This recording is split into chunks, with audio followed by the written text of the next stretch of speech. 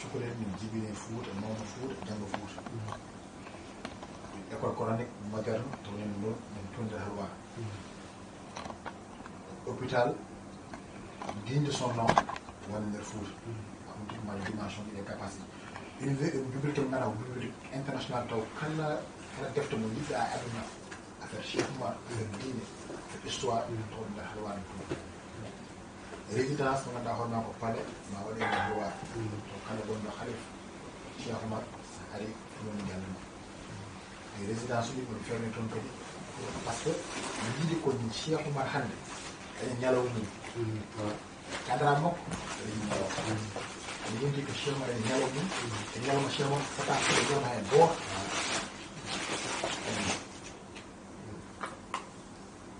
yonti hande ala to mbiyata Cheikh Oumar hay yiɗima yenta kono noon minen fo darade ha Cheikh Oumar dañen ñalaw mum par ce que hannde sa yi hannde Foutanke yalta wona ɓurɗum wawi wonde andu Cheikh Oumar par ce que Cheikh Oumar daranaka nde Fouta hay ɓiɗɗo mo jibilɗa hay sa waɗi andumo Cheikh Oumar ten ɗum mo jibilɗa sa hollani ko Cheikh Oumar tijan tan o yiyata o yahanno goɗɗo la nature a horreur du vide ma Cheikh Oumar yalti liggoyima dañi vide ɓuɗo waɗi jolli ɗum kono yonti ceerno yonti Cheikh Oumar hefte place mum nder Fouta hefte place nder Sénégal hefte place nder Afrique mon rôle o minen wonɓe Ceerno Nour on jogui hen devoir ɓe jahen onon aussi les gens de la communication si on jogui ten devoir mawɗo et développement Fouta renaissance Fouta ko pôle ɓawa Fouta yimɓe dañi un pôle économique religieux scientifique nder Fouta e waɗa rayonno noon ɗum woni le projet phare min gande ɗum jogui ɓe jahen arɓande ke 20 ans 20 ans ɓooyi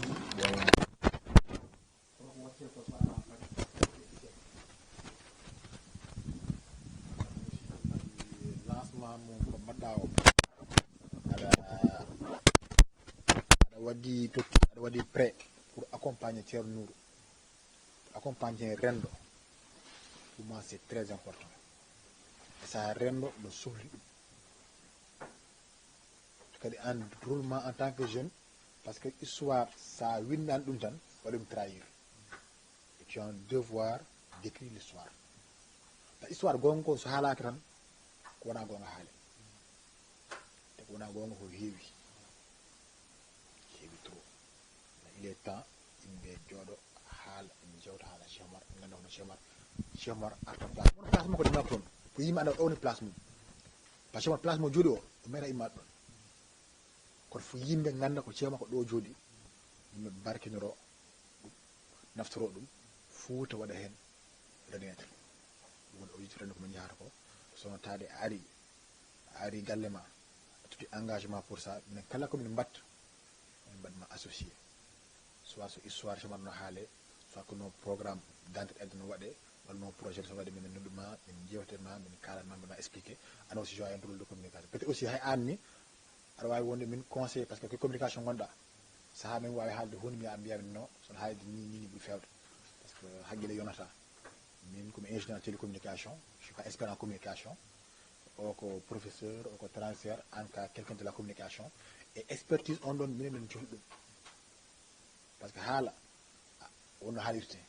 onon ɓuuri andude wonno haalirte aɗa wawi dañde gandal taw a wawa yaltinde taw onon ɗo mbawi min waɗa expliqué te kadi oɗon jogui média ji kadi walla pour moi c'est très important a jarama to ko mbaɗɗa ɗo ko no yooɗi feewi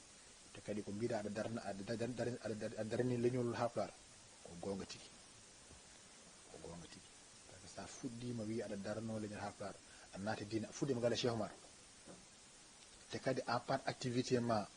communication onon mbaɗa construit centre commercial e centre commercial ɓurɗo mawnude on guiniri Cheikh Oumar ɗum kom ko min eɗe susma te kadi min mbima bisimilla e galle o a jarama ceerno Dieng aussi anne a jarama datama walli te kadi min ñaago Allah kadi o collaboration Allah yaadu ɗum yeeso assalamu aleykum wa rahmatullahi taala wa barakatuh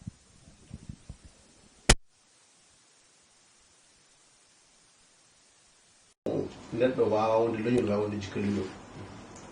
minen de komin awluɓe kadi koye heeɗo min goni Cheikh Oumar jogino koyngal min jii hewɓe jiiɗen koyɗe kono hono koyngal renndo jogii ngal ko impec wiyete noddaaka heen ko min goto no noddude bawmo par ce que baba aɗa jogii martal aɗa jogii martal kono noon noddi tan ko ngare ndenden wonde renndo ngare ndenden e ɗum ɗo gonden e Cheikh Oumar ko consensus ko yimɓe fof kawre makko mi fotti e continuar wonno to wiyete ɗa kito ko dañat mbaɗinaji goto kom Cheikh Oumar ko mali jeeya ko ngari jibina haɓe duddi wodi ɓiɗo an ko halma ko hono woni go min mbaɗani Cheikh Oumar to jibina waɗa to jeeya o wi aha tawi ko wiide ɗon wonko Cheikh Oumar waɗi to Cheikh Oumar kala to wonno o ɗannahi de o hoɗɗo kala to wonno o waɗi ɗon famille kala to wonno wonko acci ɗo moni fof so windi histoire mum to wonno ɗon ɗon tan ganduɗa hoore ma sikkete ko ɗon jeeya ko ɗon jibina ko ɗon mawni nde wonno ko Allah waɗi mum noon ummade ɗo ha makkal to wonno hen o waɗi ɗon galle o waɗi ɗon duran o jangguini pulaako noon ne weltoto ɗum tele fulɓe ko jingol fulɓe no kaɗa ko heewi ɗum ɗo ko jingol nde wonno neɗɗo so haɗima nanggui ɗengol ma tan hankkadina wawata haalde honi an gandita honi an noon ko ganduɗa an hoto gumƴa ganduɗa ko poɗɗa wadde devoir hande pullo ko daranade pulaagu e nokkuji foof ɗum wawata wonde noon sowona yontaɓe leñol no Ibrahima wini anduɓe ɓe e anduɓe ɓe heddiɓe ko softoɓe ɓe aɗa andi français no wiya 6 ans savé e 6 vies pourri so tawi sukaɓe ɓe gandino so mawɓe mbawino sukaɓe hannde kam softuɓe nan ɗo renndon jogii jeune uji softuɓe joni so tawi mawɓe ko gandi ko Allah walliɓe ɓe gandi ɗum ɓeɗo gara nder dandi téléphone ɓe min jettiɗo min jaari ɗumen kadi ma wona ɗumen ko wayno no min jettino haalirde min mbawi haalde komi yiɗi haalde ko nde wonno Cheikh Oumar no oɗo wirni ma are Fuuta taw ko toon to jibinata to yimɓe gandamo saabi ɗum noon wonko saabi ɗum won noon waɗino daawal nden kala ko neɗɗo jola haala yo weltan nde wonno Cheikh Oumar o yettima e dimension kala komo wiya e makko nande sa yurmo taw nande nder hen ɗum waddi hankkadi ni kala keɓɗo haala haala noon hankkadi ni ko haala heewi no haalda heewi symposium jogoɗo wadde o ɗum hankkadi ni way kono tamini ha segga ɗum ɗo ko ɗum woodi nde wonno woodi ko aynul yaqin e haqqul yaqin e ilmul yaqin aynul yaqin sa yi menere ko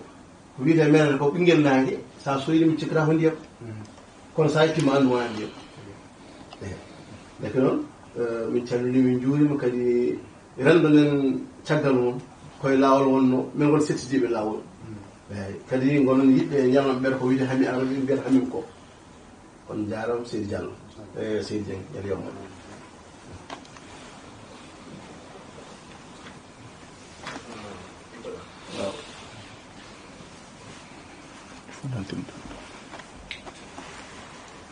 hadaf ko woni fandare nde dañam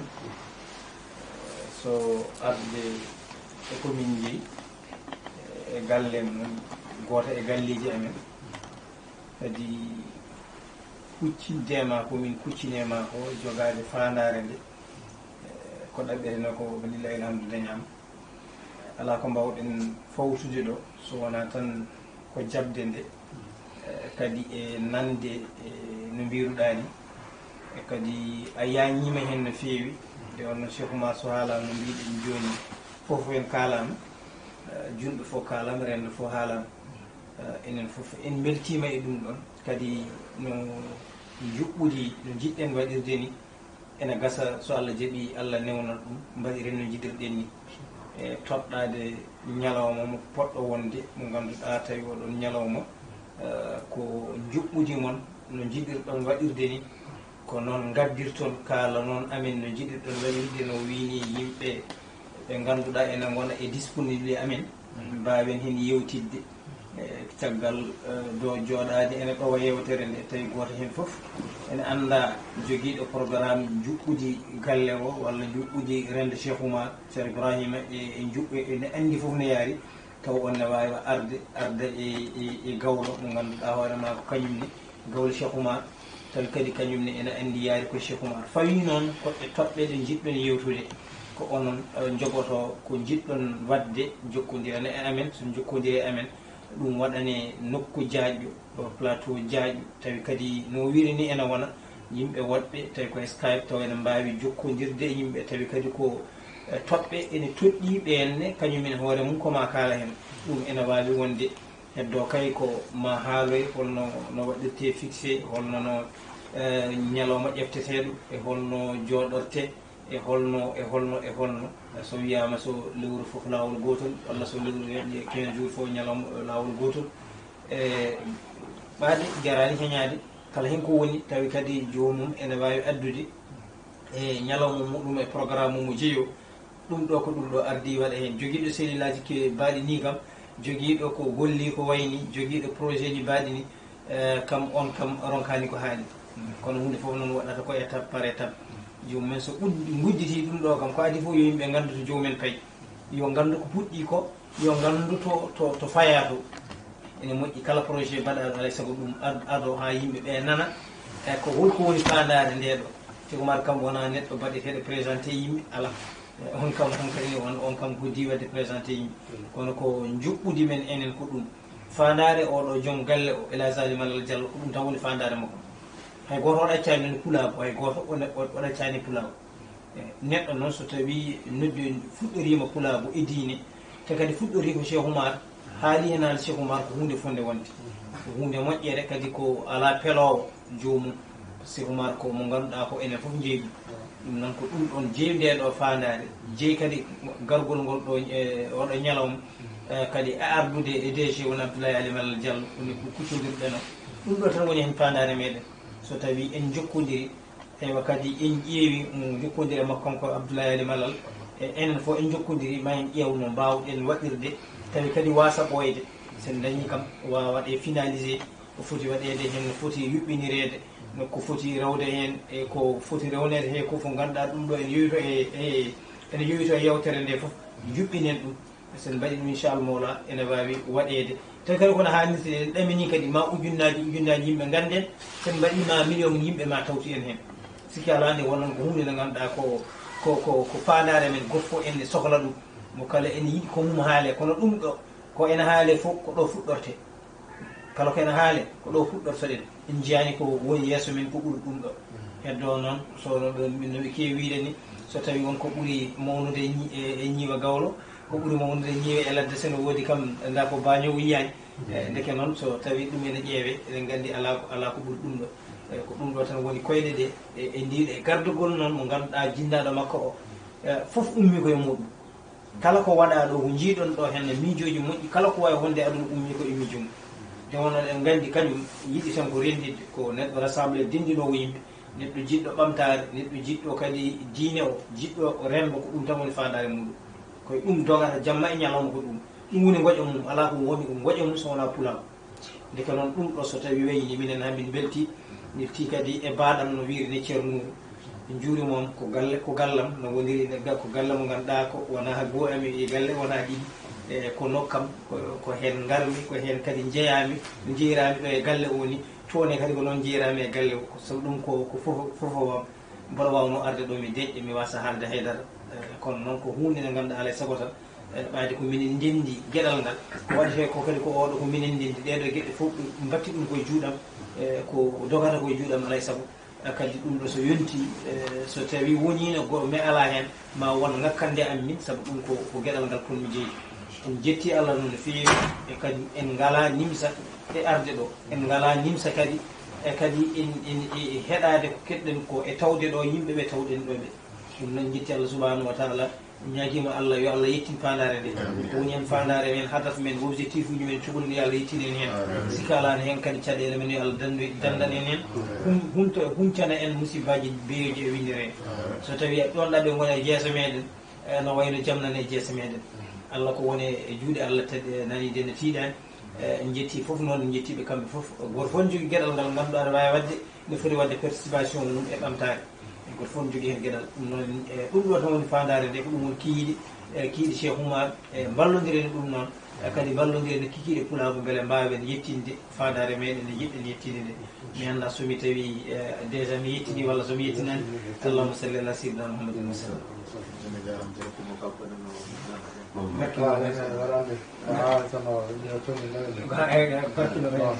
sono yettudema tan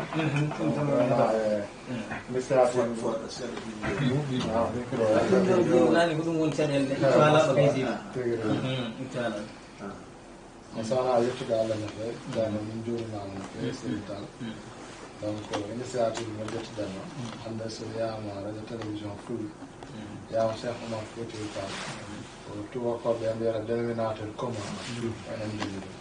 ɗum donc foof timmi donc initiative ƴettaɗo en puɗɗirino galle Cheikh Oumar Foutiyou Tall donc ɗum en dañi accord de principe o jaɓɓima yiɗi o donc sowona yettudema hen no fewi donc haala ka tonguiri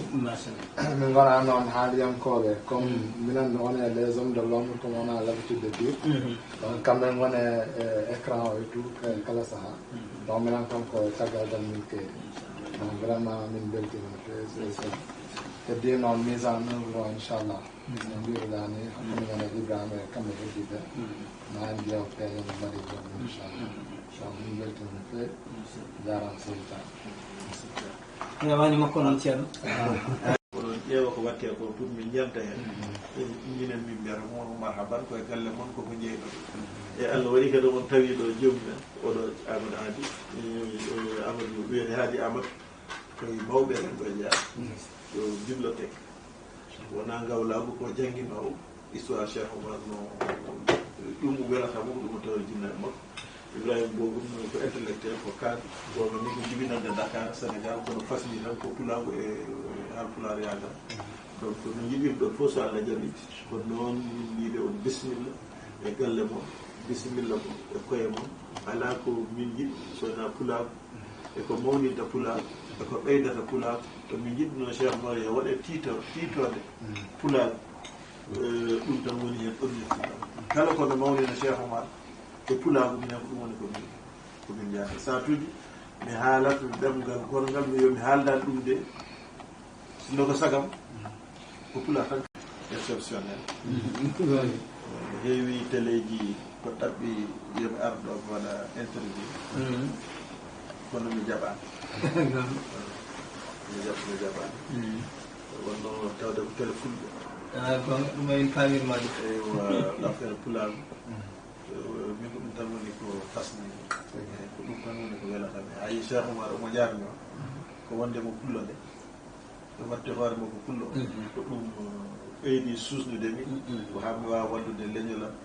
e taw ko Cheikh Oumar mbaɗatni utilisé e min nani e so Allah jabbi en nanodiri kala ko jiɗɗon sa yimi wi joni Ibrahima e haadi tan ko ha ɓuura yawde kono no jogui ardiɓe hunde nde ardi hande renndo ko professeur Yuri Sall kanko woni président renndo e oɗo saaha Yuri Sall woni ko université Gaston Berger ko historien ko professeur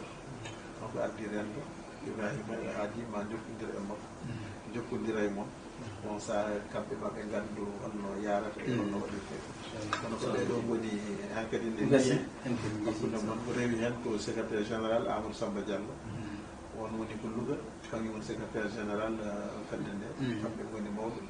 e professeur Aboubacry Kébé on kadi ne woni ko université Gaston Berger kamɓe fof koɓe pulariyankoɓe te ko leñol ngol jingande leñol ngol tan nandi ɓe darnade renoo kono noon tawde Allah addi on ɗo ɗimne wona jooɗiyanke Allah waɗi ɓeɗo kañum o woni président les jeunes oɗo woni mo ganduɗa kañum ko jawton ko gardiɗo hen tawɗon ni ko amin mbaɗi tan ne hecci hanki groupe WhatsApp ɗo diaspora taw diaspora o foof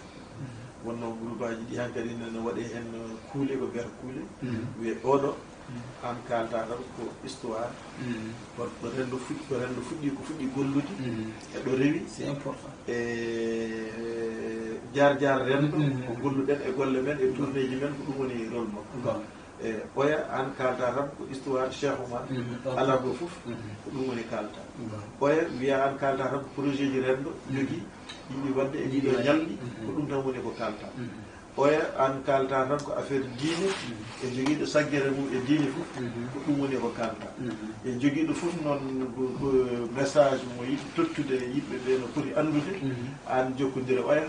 totta ɗum soko vidéo soko audio kanko andi holno waɗirta ɗum présenté taw yimɓe ɓe fof no mbawa mbasa andude ko ara ɓurño a yimɓe noon ko e nder ɗum wonani 4 jours onon ngara ɗon oɗon namnumi ko yettude Allah ɗum Abdoullahi mbiɗa ñagonoma Allah ko jinnaɗo hoolare nde o resnuma nde min ni a timmiɗi kunta rasilan fasil hakima wala tusibi ko addanma o joɗɗinma ya jooɗo ndena guesa ma ko andude aɗa timmi wawde rende guesa ba komi ñagonoma Allah noon yo Allahu jaɓ ko duwa ko jikke maako yo Allah wurnu on ha o yiye jikke o eno yiɗiri ni no way noon Allah hokka on tan sagoji mabɓe sagoji mon hokka kadi ne sagoji leñol ngol e moɗon moƴƴi wono no min jiɗan ɗon leñol ngol ko e moƴƴere yo Allah feññin ɗum e moɗon feññina ɗum e ko yette ko bijahi rasulillahi inda allahi bijahi cheikhna ahmad atijani o muridihi cheikh alhaji umar fouti وعلى آله حق قدره ومقداره العظيم اللهم ما قدرت لنا من خير وشرعنا فيه بتوفيقك وتيسيرك فتممه لنا بأحسن الوجوه كلها وأصوبها وأصفاها فإنك على ما تشاء قدير وبالإجابة جدير نعم المولى ونعم النصير وما ذلك على الله بعزيز ببركة شيخ عمر الفوتي ببركة شيخ عمر الفوتي ببركة شيخ عمر الفوتي اللهم صل على سيدنا محمد الفاتح لما أغلق والخاتم لما سبق ناصر الحق بالحق والهادي إلى صراطك المستقيم وعلى آله حق قدره ومقداره العظيم ببركة خليفة الشيخ عمر الفوتي جابر عبد البشير رضي الله عنه